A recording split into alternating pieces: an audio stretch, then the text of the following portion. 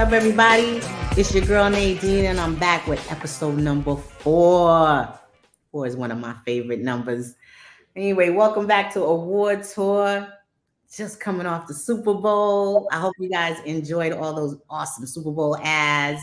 Shout out to WPP and all their agencies that were involved. They had some of the top 4 spots in the Super Bowl, including Verizon with Beyonce and the CeraVe spot as well. There was just all kinds of dope commercials. You know, what are your favorites? Make sure you put it into the comment section. And also, if you're loving what you've been seeing so far, episode number 4, subscribe, do me a favor. Show me some love, because I'm showing you love. And today's guest is so just off the charts. I can't wait for you guys to meet him. He is got a quite unique background. So I'm just going to bring him in and introduce y'all to him. And I want to welcome to this show, Vincent Bragg. He is CEO and co-founder of ConCreates. Welcome to the show, Vincent. Welcome to Award Tour. Yes. Thank you for having me. I appreciate it. Definitely. I mean, I'm really such a good fan of yours. Actually, I'm just going to be honest, I'm not going to give away things. I want you to tell your story to the people, but you are the CEO and co-founder of ConCreates. So what is ConCreates? So ConCreates is an advertising agency powered by incarcerated and formerly incarcerated men and women across the United States. I guess my story kind of begins in a federal prison, right? So, at one point in my life, I sold drugs for a living, and apparently the United States of America frowns upon such behavior, and put me on what I like to call an adult timeout. So I go to federal prison where I was able to just kind of re-educate myself, if you will, right? I was able to study all sorts of things, like develop self-growth and, really just kind of plan for my life. And, during that time I was incarcerated, I was able to kind of, pair up with the founder of a company called MeUndies. We were able to give him some ideas, helped him sell a bunch of pairs of underwear. And it kind of just was like that aha moment where, oh, we could do this for other brands. And so, that kind of started the journey of how do we start looking at each other differently with this new particular opportunity that maybe we didn't think of before in our former lives. Yeah. First of all, let's pause because that was a lot to take in. You're an advertising agency that is run by formerly incarcerated people. Yes. And a legit advertising agency. Yeah. We kind of work with some of the biggest brands on the planet. We've worked with, we like to call them the artists formerly known as Facebook, Meta. We've worked with Google. We've worked with, companies like Adidas, Trojan, United Airlines, you name it.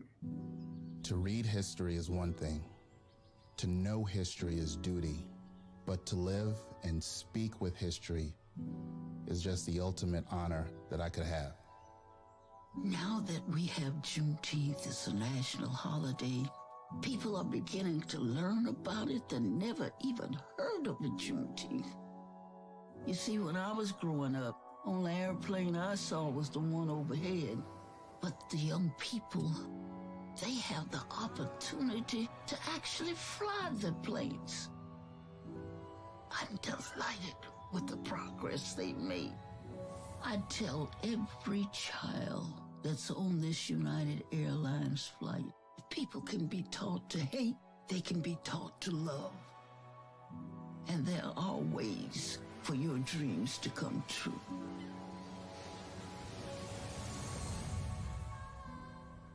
Well, let's back up a little bit, just a slight bit now. Okay. You yourself are formerly incarcerated, right? How much time did you do? So I was sentenced to 121 months, which is 10 years, 1 month in federal prison. And so when it comes to how much time I did, I was able to win like one of the things that was like probably the hardest thing to win. But so I did 5 years, 1 month, 22 days. Okay. That's still a hot minute. How we're, It's like college. Like it's like college. Yeah, just think I went to university.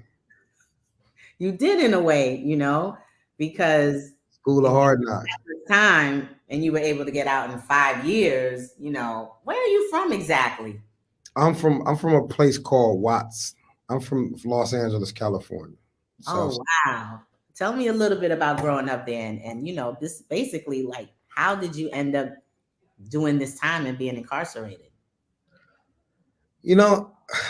I think like coming from where we come from, it's like you really don't have too many options, right? It's like you're either gonna play ball, right? You're either gonna rap or sing or do something in the music industry, or you're probably gonna sell drugs. Or I mean, there's also the gang thing, right? There's those things, and I never was one of those type of guys, right? I never really wanted to join a gang.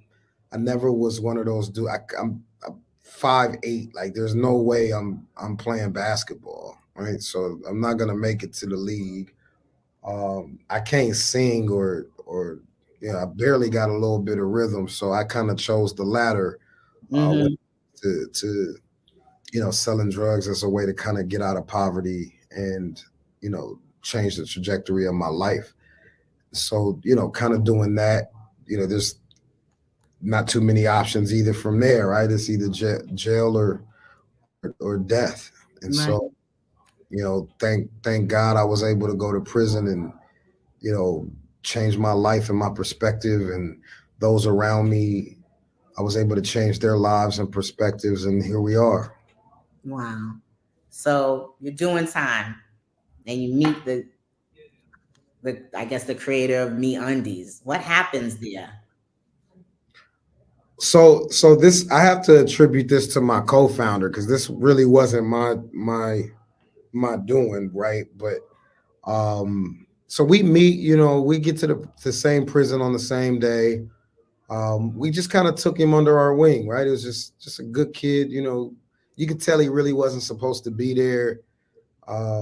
So we just, kind of hung out. But my co-founder, Joe Nixon, ended up kind of witnessing this thing take place on the news, right? It was just like this headline, this star running back from the Dallas Cowboys had been accused of stealing underwear, right? And, obviously we kind of dig into it, like, wait a minute, like, what is like a second round draft pick, like, shoplifting for, right? So, the idea that Joe kind of had was like, hey, you know what? We should like pair him up with Me Undies, have him give away some underwear at a couple charity events, pay the fine to the NFL, that sort of thing. And it literally went like viral at the time. And so that kind of was like, oh shit, you know what I mean? Like, what did we just do? And so that kind of sparked this idea, wait a minute, like we could really be creative. And so instead of like thinking about it like, oh, this might have been a fluke, right? Like we had another, kind of success where this other, guy from the Seattle Seahawks at the time kept getting fined by the NFL for grabbing at his crotch every time he scored a touchdown. And so we thought, the same thing, like, oh, let's pair him up with Me Undies, do that sort of thing. And he just happened to go to the Super Bowl that year. And when they asked him why he didn't grab at his crotch, he said, I wear the most comfortable underwear in the world, Me Undies. And viral moment. It went to the moon. And that was kind of like, wait a minute, like we could do this for other brands. Right. I mean, but you were still incarcerated when this was happening. Oh yeah, we was definitely behind bars. I'm saying, like, at this time though, like, how much time had already passed and you were already in there? How long were you already in? I want to say this is 2014, 2013, 2014, when all of this stuff was happening. So, I'd say I'm getting closer to the end. I came home in 2016. So Wow, that's incredible. So you had this aha moment, and then what happens? So now I have to study, right? Like I have to understand, what did I just see? What did I just witness? Like, what is the process? How do we, come into this game? And so March 1st of 2016, I was released from federal prison, and I joined this entrepreneurship program called Defy Ventures, where I learned like the fundamentals of starting a business, kind of like the legal jargon, like the technical things. And I ended up pitching. They had it was kind of like a Shark Tank for, formerly incarcerated entrepreneurs. And I was killing it, right? Like with this idea of an advertising agency, killing it. And one of my mentors introduced me to a man named Tim Jones over at 72 in sunny New York at the time. And, they just believed in it, right? Like he kind of just understood it and understood the necessity for this diverse kind of perspective, or this unique, kind of demographic that people, kind of left out. Right. They don't count you in for anything. Right. And so yeah, we teamed up with 72 and Sunny, and they really just got behind us. They launched us into the media, and that went viral, right? It was something that went global, right? To the point where, we've had 9 governments reach out to us wanting ConCreates as like a reentry program in their prison system, which I think we laugh at, because like 3 of those countries won't even allow us into their country because of our criminal history. But it went crazy, right? It went crazy. Some of our, biggest clients have come from that launch moment. When I first, heard about ConCreates and what it was all about, I was definitely blown away, because I'm trying to understand how you were able to flip the narrative of someone being incarcerated, someone with a record, because it was unheard of to me. So that's what fascinated me the most. Like, how were you able to convince folks that you could actually do this job? Because it's hard to get into the creative department. Yeah, no question. And all this crazy stuff, and how did that happen? Well, I think it's just storyteller, right? Like when you think about transferable skill sets, right? This is like when people are, filling out a resume and they want to, how do you say I was a janitor, right? And so that's when they start coming up with these things like I was a sanitation technician, right? But these are all transferable skill sets. And so facilities engineer. You feel what I'm saying? And so when you start to think about what does that look like from a standpoint of like, what did I do, right? Like I start with the crime, right? I want to figure out, what did you do in order to land yourself in here, right? And so I mention all the time, like, my co-founder, Joe, he went to prison for successfully robbing 27 banks. And I stopped looking at him as a bank robber. I started looking at him as a strategist, right? He's super charismatic, because now you got to convince all of these people that we're going to rob these banks and get away successful. Like there's all of these transferable skill sets. And I think the opportunity to kind of see a better path just didn't exist for certain people. You only know what you know, right? And, for people that come from where I come from, like, I mean, right? Like we don't know shit about advertising. We didn't even know that this was a lane. I still, after all of the success that I've had in this industry, have to explain to my family what I do at the cookout. Right. At Thanksgiving. So when I say like Meta's a client of ours, like my grandma, like, so Mark Zuckerberg giving you money. You're like, yes, grandma. Right. You know what I'm saying? Like she doesn't really understand what it is I do. And so in our culture, we don't think about the actual behind the scenes that go into a 30-second spot, right? You think about the people that are on the screen, you think about the brand that spot is for, but you never think that they are hiring outside eyes to help them to cut through all of the noise of everybody else that's in their space trying to do what they doing. Exactly. Like they want that like diverse thinking. They want that out of the box idea that Right. it may not happen within like that structure that they set up of how you could get in. Sometimes it just starts to get stale. So, Right. but I'm still kind of stuck on like how you flip the narrative because there must have been some barriers because you've been incarcerated and I know how people feel about you. They dismiss you right away. There's a lot of rights that are taken from you and a lot of fights that you have to, deal with. So what are some of the barriers that you had to deal with?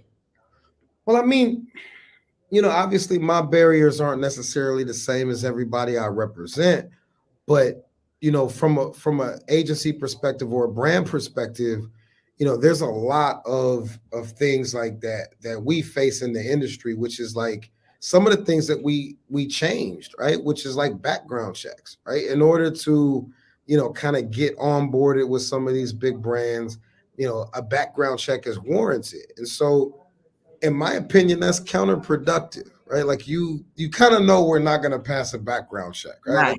Like it's we're not going to do it. Like everybody has been incarcerated, Incarcerated, right.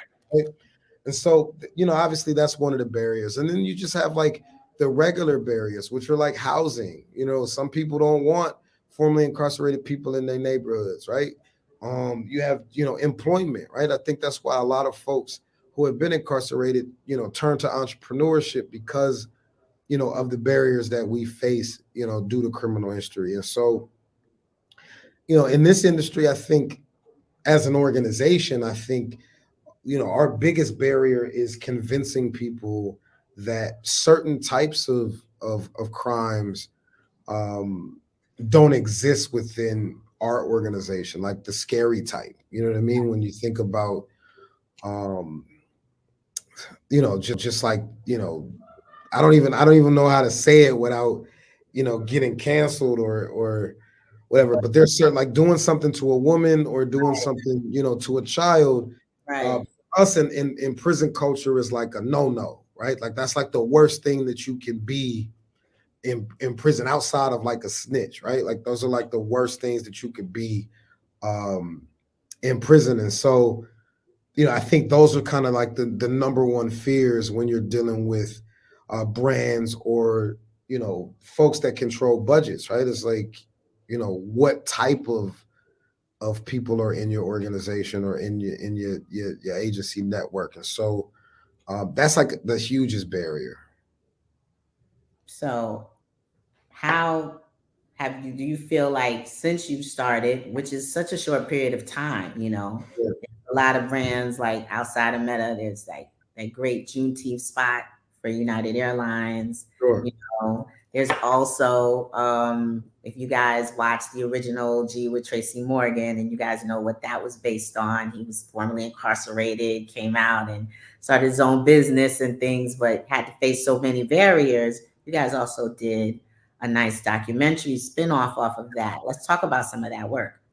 Yeah, I think again, right? Like one of the things that I think that makes us so successful is like, and I don't want to get typecasted either, right? Like I always feel like when it comes to like something Black or, something that has to do with the justice system, we're like the go-to. It's like, it's a no-brainer. Like, let's go get ConCreates, right? So the way that the last OG kind of came about was during the pandemic. Clubhouse was a thing, right? It was like a very new thing, Right. like a way for kind of all of us to kind of stay connected because we were kind of all in jail, right? We all kind of went to jail because of the pandemic. We're all locked in the house. And so I ended up meeting someone. I was, obviously in this room and I'm talking about ConCreates and the story. And someone in the room happened to be the marketing director for TBS and TNT and whatnot. And so it was so cryptic, right? It was like I get this DM on X or Twitter at the time, saying, "Hey, like I have something for you. Just let me get my ducks in a row, but just know like I want to work with you." So it was super cryptic. Didn't really know what the scenario was until maybe a month later. I get another DM that says, hey, you know the show, The Last OG with Tracy Morgan. I am the marketing director at TBS, and we just got greenlit for season 4. We would like to partner with y'all and do the marketing. And so I'm like, all right, cool. So then we have to go through the onboarding process, all of those things. And that's kind of how it came to be, was literally just being on Clubhouse, talking to folks about ConCreates and what we're trying to build, because we had just launched, right? We had just launched, maybe, I think the pandemic really hit in March of 2020. Yeah. We had just launched in July of 2019. So all of that momentum that we were gaining, it started to dwindle down because nobody really wanted to take a chance on this new agency that, was essentially controversial at the time.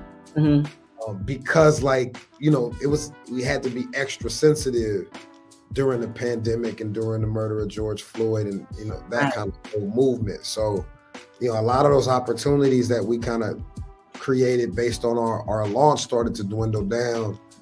And so this was like right on time.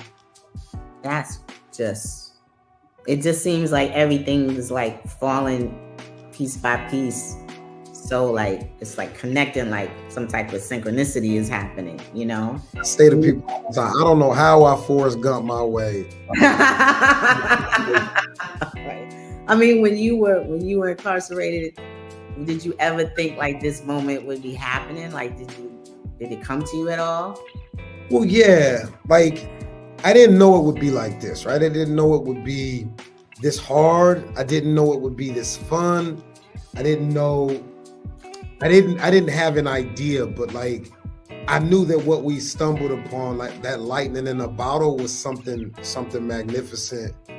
I knew that it was something great. But I didn't know the magnitude or the level of impact that we would have, not only on the population of men and women that we serve, but just even on the industry as a whole. Yeah, it was definitely, since we're still in February, it's really a Black History moment in advertising, because I'm still baffled that you were even able to convince anyone to give you a shot. It's so frowned upon, just even like what you went to jail for, and then your co-founder as well. It's like y'all are individual movies almost, like congratulations also, to just achieve such a feat. It had to take some great vision and faith in what your life is really meant to be. How do you feel like the industry has embraced you? Do you feel like they really has opened their arms, or do you still face a lot of barriers?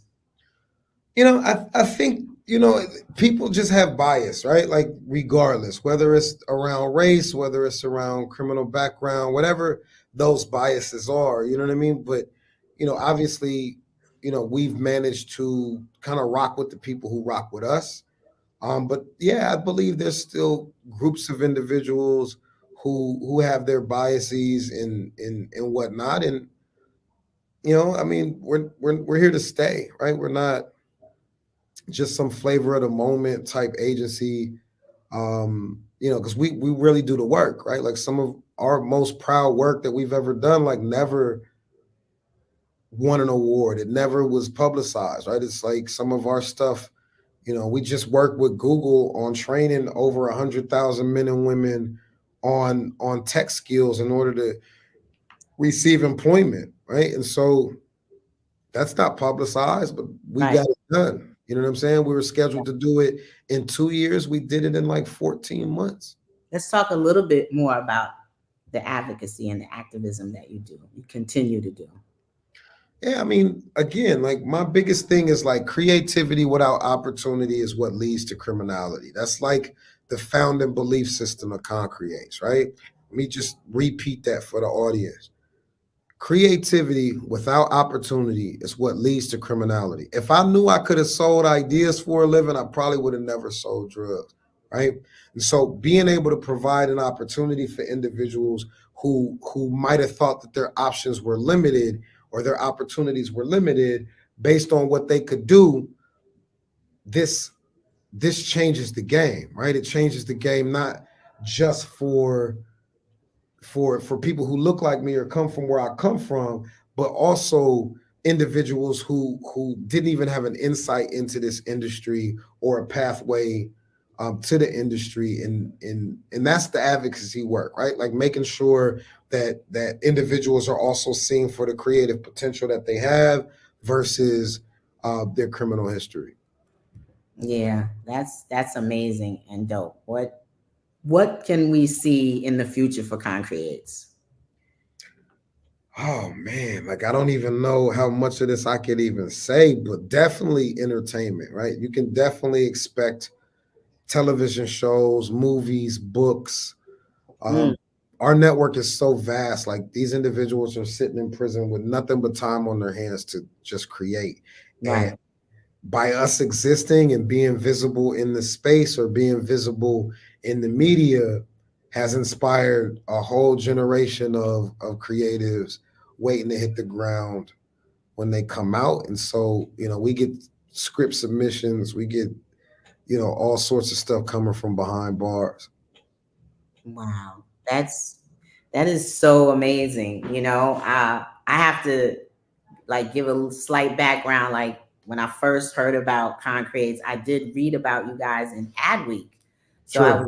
I was really like, again, like for 72 and Sunny to sign you on, that just like put the stamp on it, like you're so official. Mhm. So it was refreshing to see like this avenue open, and I was just more intrigued on how you were able to even like flip the script and have them even give you a shot. What was that journey like? Like, did you have to do a lot of pitching to convince them like you had these ideas, and were you No, and I think when I first came home, like I was pitching this to the wrong audience, right? I'm talking to lawyers, I'm pitching to, venture capital folks. What I'm saying? I'm pitching this thing to people who don't understand the creative space, right? Like one thing that we have to realize is like the world doesn't necessarily value creativity the way that our industry does, right? So if you're a venture capitalist, like 9 times out of 10, you don't necessarily see how creativity is worth all this money, right? The brands do, right? But and agencies understand it. Mhm. I think that was kind of my biggest thing. When I first came home and I was running my laps and pitching, I heard probably about 2,300 people tell me no. Mm. Wow. And for me, like that one yes from 72 and Sunny is because that was my audience, right? That this is the very people who understand the value of diversity in thought or diversity in creativity or lived experience, right? Like cultural experience. And so once I realized like that my actual audience wasn't the brands, it was the agencies that worked with the brands that we wanted to work with. That's when we were able to kind of pivot and start partnering with agencies and working with different agencies across the industry to even just like build a portfolio, right? To be able to say, you got to think, we did what we did behind bars. There's no deck. There's Right. no, there's no, there's So nothing. Like I'm just telling y'all, hey, I got a bunch of convicts with me, and we dope, ideas. right? Hey, And we dope. You know what I'm saying? And right. so being able to like work with agencies and kind of build that portfolio, so again, like shouts out to 72 and Sunny for bringing us into the fold and introducing us to the process. And I still want to shout out Energy BBDO Chicago, because they actually created this 11-week course for all of our people to not only learn what their job description was, but to be able to shadow their counterpart. Wow. So if you're the CCO, like you're able to shadow the CCO, or they had two at the time. So being able to shadow the CCOs over at BBDO, Energy BBDO in Chicago, Mm. that's what changed the game for us. It's like now we understand how to communicate these ideas to brands, right? Agencies, they get it, right? It's that easy, right? But now that we're getting our own clients, like we're not just necessarily going through the agency background. It's like we're missing some steps. Right. So big shout out to Energy BBDO Chicago. Damn, I never even know you were dealing with BBDO energy, and that's. I'm still floored about the whole situation, but it just seems like this was meant to happen for you, just the way things are connecting. Yeah. So, what is some of the work that you're most proud of? Well, again, I mentioned the Grow with Google work that we did, to train, 100,000 individuals that are formerly incarcerated for tech skills. Some of them, I'm definitely proud of that, right? Like being able to like hit the mark and do it faster than we kind of set out to do is great. I think a lot of the work that we've done with Google, is some of the proud work. I'm definitely proud of the United Airlines work. Juneteenth, and even before that, the year before that, when Juneteenth became a national holiday, we had teamed up with Meta to kind of like amplify that. So we were able to work with Miss Opal Lee, who's the lady who actually created Juneteenth as a national holiday by walking and getting these signatures and doing all that kind of stuff. So like some of those, we made history. Yeah. Like Juneteenth was not a national holiday. And not saying that we did it, we got to work with history. Right. That's a historic moment. And, Right. I remember seeing it and really having no idea that it came from you at the time, So again, you've been, to me, like able to like, I hate to say the word infiltrate, but I feel that's kind of how it is. Like you've been able to like break through such a barrier that it's hard, especially for Black people, to get into the industry. Sure. There's portfolio schools that they have to go to. Like this is the structure that's been happening, But then even when we do get in there, you still see advertising that is like is not properly culturally right, Sure. Because of the fact, like when we do get in, sometimes there are barriers that we're facing still on the inside. Sometimes it's just a check, I've been to lots of different advertising agencies, and the conversation is always like, there's only one or two and things like that. But within those last 15 years, I have to say that's changed. There's a lot of us in here marching around and doing big things. And it's such an incredible lane, but again, it's quite guarded. So for you to crack in, that's an incredible feat and an inspiration to other people like yourself. And, I'm so glad that you got to come on the show, and I could talk to you for hours, just happy you have things, but I'm definitely going to want to have you back on the show because there are some things that are coming up, and I'm going to want to touch back base with you and talk about them as they become official. So I'm dying to see what you have going on. Shout out to everybody at ConCreates for all the work they do. Hopefully I can get Joe on the show too. I'd love to hear his story. Driving 27 banks is quite interesting. Allegedly. He's an interesting guy. Like I could only imagine, Anything else you would like the people to know before I let you go? One of the things I think that's important is like a lot of people, when they hear prison or they hear incarceration, like they think about movies, right? They think about the movie and not necessarily the actual reality. You know what I'm saying? Like I'm somebody's father, right? You know what I'm saying? I'm somebody's uncle, you know what I'm saying? Like I'm a brother, like I'm all of these things first, right? Before I'm a felon. You know what I mean? And so, and I want people to just think about that, and not necessarily when it come to me. Like you can think what you want to think about me, but when you meet folks that come from this particular background, you have to remember 1/3 of the United States population has been to jail or prison in some way, right? 1/3, right? That's 1/3. Like over 70 million people in the United States have a criminal record of some sort, right? And so just think about passing it on. Like, how do we pay it forward to the individual who just need a shot, right? Because the difference between, somebody robbing a bank or, coming up with an idea for a campaign or a business is literally just that opportunity, right? Like we're all just one mistake from being in that place that I was in. Exactly. Like, you have to look at as person as a human, you know. Yeah.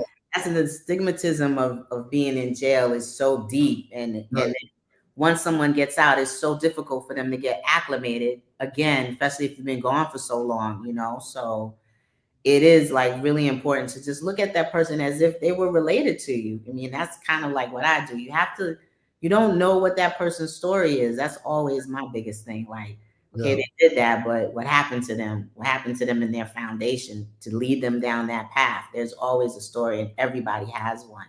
Right. So, yeah. Vince, I'm so glad you came on the show. So glad we finally got to connect, you know, but I'm going to share links to the work. You guys can support Vincent. You can find ConCreates at ConCreates.com.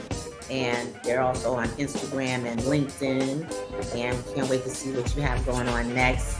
So thanks everybody for coming to the show, and look out for episode 5, y'all. Hey, I appreciate you. Thank you so much. Thank you.